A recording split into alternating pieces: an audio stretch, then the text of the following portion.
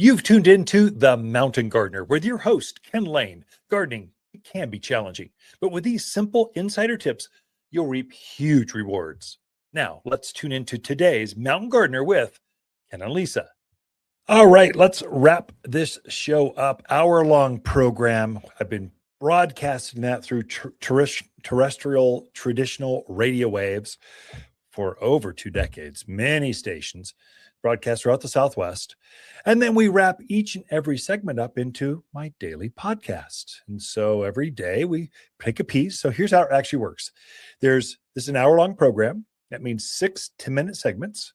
Those are each a daily program. And then on Sundays, we stitch it all together. So if you missed the actual radio program, you could listen at your own convenience, whenever you want, through your phone, through your wherever.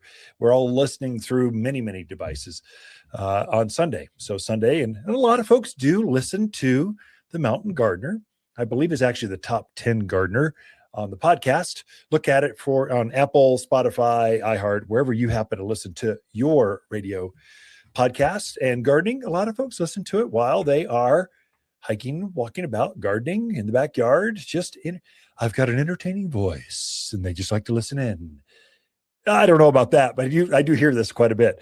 Let me just tell you, this title of this segment is How to Turn Your Useless Side Yard into an Orchard. And I'm talking about that tight space. Like you can see the wall and your neighbors right through that kitchen window right there.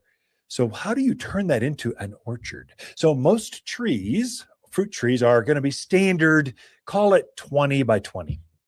If you get semi-dwarf, call it 15 by 15. If you go truly dwarf, call it 6 by 6.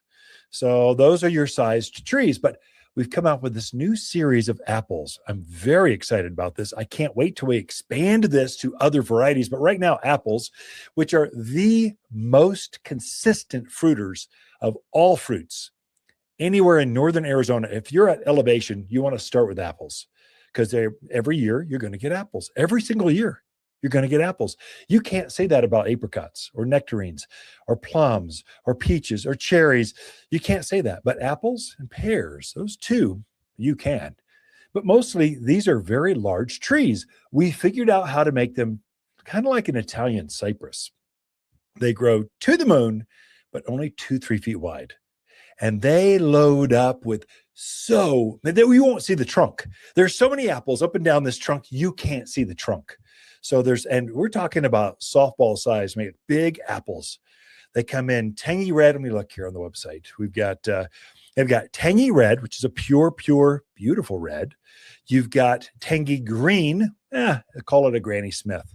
You've got blushing delight, which is like a Fuji or a Gala. And then you've got a golden. And so you can line up down that either right against the fence line. You can zigzag it about. They're only going to get 2 feet wide, but they produce heavy crops. Now, here's the insider tip. Fruit trees, especially apples, they take 2. They need cross-pollinators.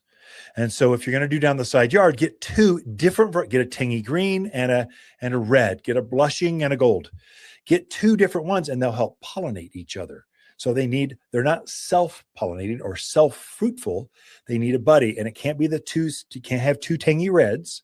You got to have 2 different ones, and all of a sudden the bees will cross-pollinate, and you will have so much fruit you don't know what to do with it all.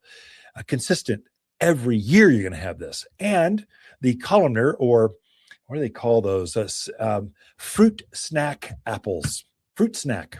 That's their nickname. It's cross-branded. You're hearing it on all the magazines, all the garden but we have them here at Waters because apples grow really well here at this part of Arizona. They grow great at elevation. So if you're thinking about planting one, now is the time, but turn that useless side yard into an orchard in your backyard. Throughout the week, Lisa and I camp out here at Waters Garden Center. We love talking to fruit tree growers here at the Garden Center. Waters garden companion plants for June are sunburst locust, moonshine yarrow, silverberry, and Hall's honeysuckle. Ideal at growing up fences, walls, or as a ground cover. Wind, drought, deer, javelina are no problem. Hall's honeysuckle is an outstanding mountain vine with fragrant yellow flowers that loves blooming in the summer heat. An excellent solution for a fast-growing screen, even in the poorest of soil. You'll only find the hardiest vines at Waters Garden Center, 1815 Iron Springs Road in Prescott. For a more fruitful garden, increase success in the landscape that just feels better, then tune in daily to the Mountain Gardener podcast. Subscribe through your favorite podcast streamer or visit watersgardencenter.com. Better yet, visit me directly right here at Waters Garden Center. Thanks for tuning in.